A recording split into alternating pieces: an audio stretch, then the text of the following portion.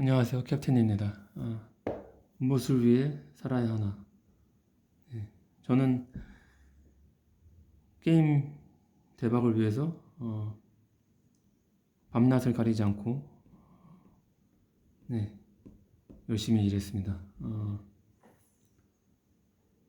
전회에서 말씀드렸지만 3년이라는 시간 동안 병역 특례로 회사 생활을 했어요. 네.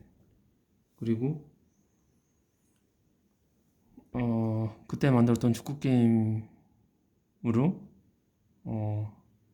굉장한 자신감을 얻고 운이 좋아서 굉장한 자신감을 얻고 나는 무엇을 만들어도 내가 만드는 게임은 무조건 성공하는구나 라는 근자감, 네. 근자감으로 마침 또 회사가 파산을 했어요. 그래서 근자감과 함께 하지만 파산해서 퇴직금은 못 받고 일부 월급도 못 받았어요. 남은 건 근자감뿐이었죠. 돈도 별로 없었고요. 네. 그래서 당연히 저는 바로 회사를 차리고 네, 사업을 하게 됩니다. 네, 게임 사업. 그래서 하지만 돈이 없었어요. 네, 자본금을 납입해야 되는데 네, 돈이 없었어요. 그래서 뭘 한다? 현금 서비스. 네. 말이 안 되는 행동이죠. 그 이율이 높은 카드 현금 서비스를 네, 자본금으로 네, 지금 생각하면 정말 어이없는 행동이네요. 네. 그만큼 자신감이 있었던 거죠. 자만했던 거죠. 네, 자만. 네, 반성해야 돼요. 자만. 그래서 이후에 8년 동안 네, 고생하게 됩니다. 게임 사업은 게임 사업대로 게임 사업은 왜냐면 그나마 자본금이 적은 회사였기 때문에 저는 동업을 할 수밖에 없었어요. 돈이 없어서 동업을 할 수밖에 없고 누구의 뭐 급여를 줄 형편이 아니었기 때문에 당연히 같이 게임을 만들어야 됐고 그래서 동업을 할 수밖에 없고 동업이라는 게 사실 결혼하는 거랑 똑같더라고요. 그 사람의 연애할 때는 그 사람의 진짜 모습을 모르죠. 그래서 동업을 해보니까 동업자의 그 진짜 모습을 알게 되겠더라고요. 네. 그래서 처음과 제가 생각했던 그 제가 가고자 하는 방향과 그 동업하신 분의 가고자 하는 방향이 달랐어요. 그래서 스트레스를 많이 받았죠. 그래서 8년 동안 게임도 몇 개 냈는데 잘 안 됐어요. 대부분. 왜냐면 돈이 없기 때문에 당연히 퍼블리셔의 도움을 받아야 됐고 퍼블리셔의 입맛에 맞는 게임을 양산할 수밖에 없습니다. 그러면 게임이 제대로 나오지 않아요. 퍼블리셔들은 대부분 증명된 게임들을 원합니다.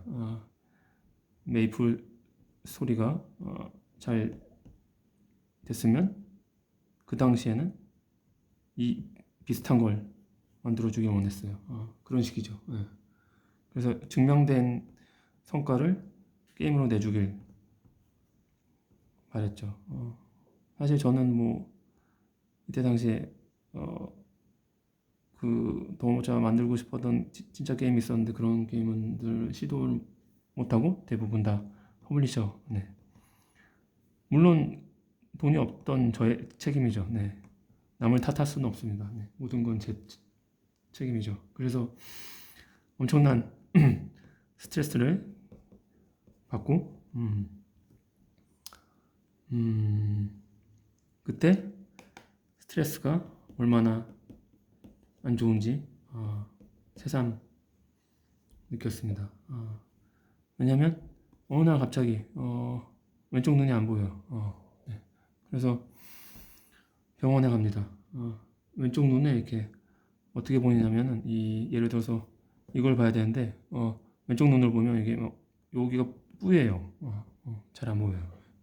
그런 문제가 있었죠. 그래서 안과에도 가고 여러 병원에 갔었는데 다 원인을 모르시더라고요. 그래서 운이 좋게 몇 번째인지 모르겠지만 운이 좋게 그 의사분이 그러면 머리 쪽에 혹시 유심이 되니까 우리 MRI를 찍어보자 라고 하시더라고요. 그래서 MRI 찍어봤더니 그 머리 한가운데 뇌하수체 종양이라는 청천벽력 같은 네, 진단을 받게 됩니다. 네, 그래서 수술하지 않으면 여기 호르몬을 관장하는 뇌하수체가 제대로 기능 못하기 때문에 몸에 굉장한 이상이 발생할 수도 있다. 네. 쉽게 말해서 생명이 단축되는 거죠. 네. 그대로 두면. 그래서 그때가 33살. 예. 32살. 네. 이었죠. 그래서 제 청춘을 바친 네. 이 회사의 스트레스가 저에게 뇌하수체 종양을 선물한 거죠. 그래서 스트레스가 얼마나 안 좋은지 그때 깨달았고요. 동업을 그만두고 스트레스를 그만두기 위해서 저는 헐값에라도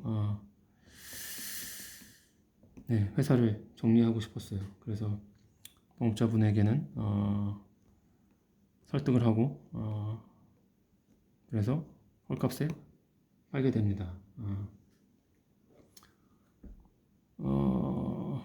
그래서 그때 동업하셨던 분이 저희에 대한 아쉬움이 많을 거예요. 네, 그렇죠. 그래서 헐값에 팔기로 하고 수술을 무사히 마쳤지만 얼마 안 돼서 코피가 여기서 푹푹푹 나옵니다.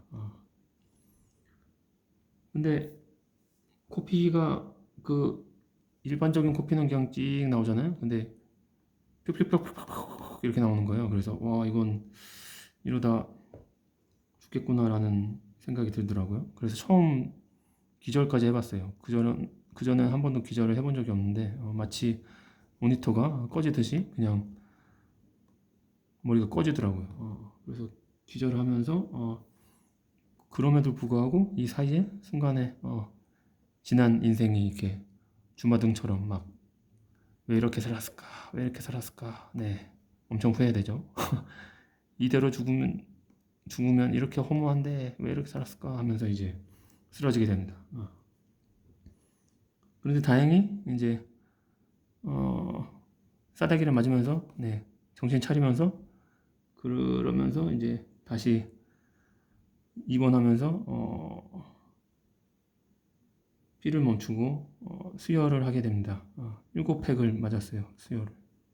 근데 그 당시에 그 의사 선생님이 어떤 설명을 해주셨냐면요.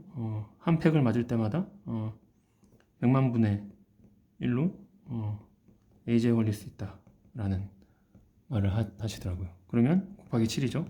단순하게 계산해서. 이게 확률이 굉장히 높아요. 따지고 보면은. 그래서 다행히 네, 에이즈 걸리지 않았고요. 수혈 서로 다른 사람의 피가 네, 그때부터 저는 순수 혈통이 아니죠. 순수 혈통이 아닌 네, 잡종이 된 거죠. 네, 그래서 7명의 피와 함께 살고 있습니다. 지금도. 네, 그래서 다행히 그 후로 이제 다시 건강은 회복했고요. 그래서 이게 뇌하수체 종양이라는 수술이 다행히 의술이 발달해서 머리를 열지 않고 이 코로 진입을 해서 이제 수술하는 걸로 수술을 받았어요. 그때 정말 의학의 힘이 놀랍다는 거를, 네, 수술이 끝나자마자 눈이 잘 보이더라고요. 이건 정말 신기했어요. 네, 그래서 그때 죽음을 경험하면서 많은 걸 느꼈죠. 죽음이 굉장히 가까이 있구나. 네. 그리고 굉장히 삶이 허무하구나라는 걸 느꼈어요. 왜냐면 저는 항상 대박을 위해서 밤낮으로 일했는데 결국 돌아오는 거는 죽음이고 아무것도 남지 않았어요. 설령 게임으로 돈을 벌었다고 해도 굉장히 허망했을 것 같아요. 네. 그래서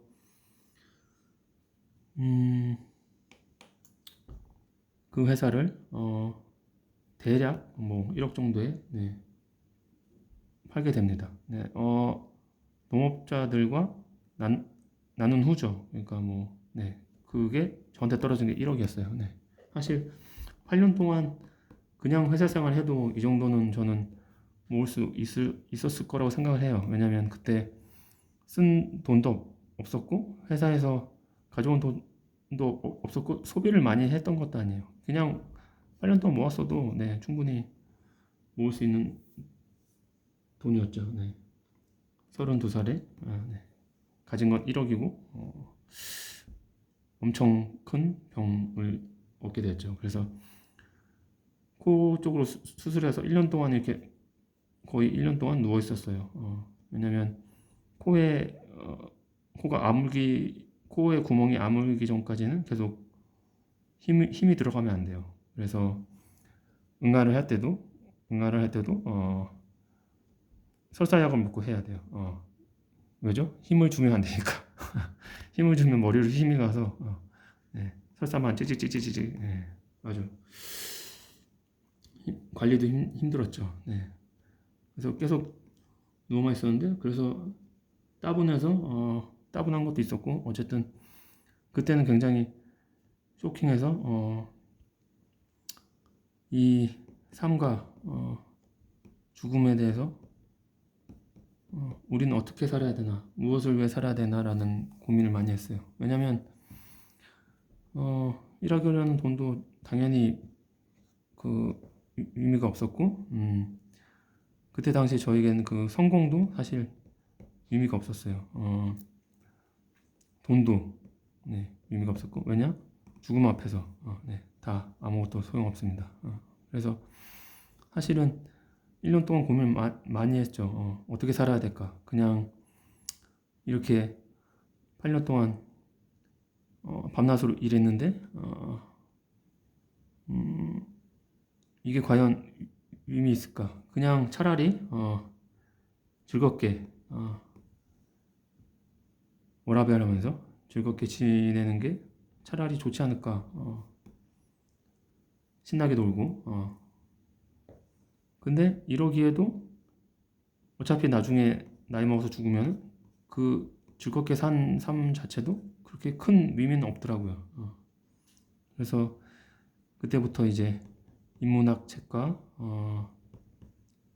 그 전까지 당연히 보지도 않았던, 네, 철학책 뭐 이런 것들을 탐독하기 시작했죠.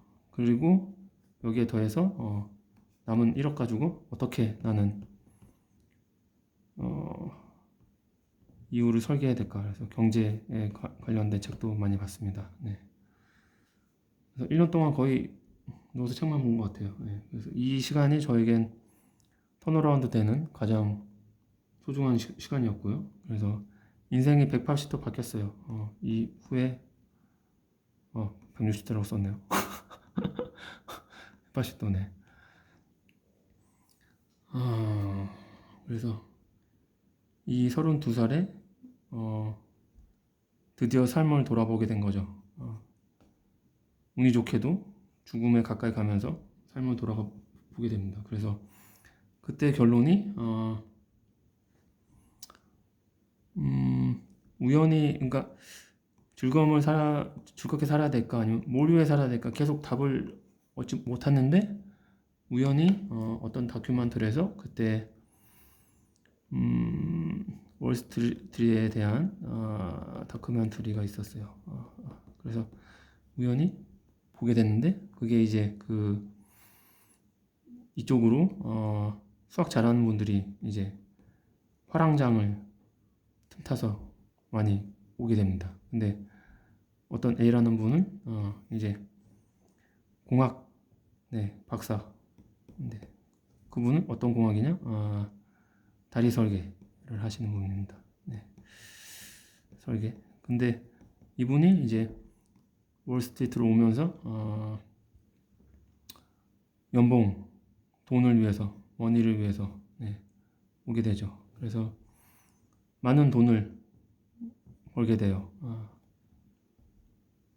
하지만 그때 서브프라임이 발생했죠. 네.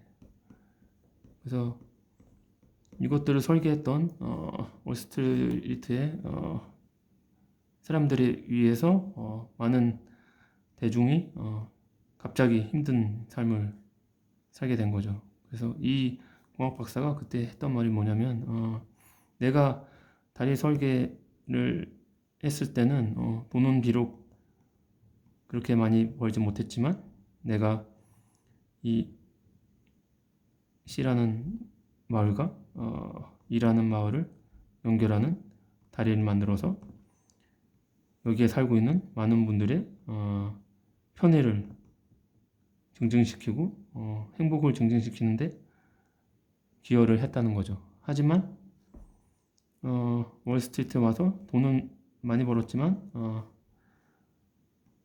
더 많은 분들을 세계적으로 곤란에 빠뜨리는, 불행에 빠뜨리는 역할을 했다. 이 얘기 들었을 때 저는 많은 결론이 나게 되더라고요. 결국 뭐다? 우리는 그래서 첫 번째 뭘 위해서 살아야 된다? 나 자신, 나 자신의 행복을 위해서 살아야 된다. 그리고 두 번째로 나아가서 주위 사람, 들의 행복을 위해 살아야 되고 나아가서는 세계, 더 많은 인류를 위해 살다가 죽으면 좋은 삶이 아닐까라는 결론에 다다르게 됩니다. 제가 내린 결론이에요. 이게 정답이라는 거 아니고요. 만약에 여러분이 발견한 삶의 의미가 어떤 게 있을까? 의미 있는 삶은 어떻게 살아야 되나? 라는 거를 혹시 더 나은 의견이 있으시면 저한테 알려주셨으면 좋겠고요. 저는 이런 그때 당시에 결론을 얻어서 지금은 약간 다르지만 그래서 첫 번째 나 스스로 행복하라. 그래서 여기서 행복은 사실은